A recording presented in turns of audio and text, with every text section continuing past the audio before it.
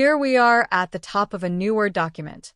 In this demo, I show you how to hide text and unhide it using a dynamic field connected to a macro. The keyboard shortcut I use is CTRL-ALT and the letter H. I paste in the text. Then I highlight it. I use the shortcut and you can see the text, except for the first line, is hidden. The dynamic clickable field is also inserted at the end of that line. I double-click it to hide and unhide the text.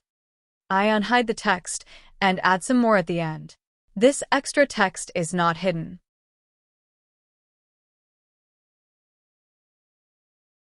Let's now have a look at the Word VBA code. Select the normal template and insert a new module. In that module, paste the following code, as can be seen. The code is available on my GitHub repo. Please consider us for your website and app development needs. We are Irish after all.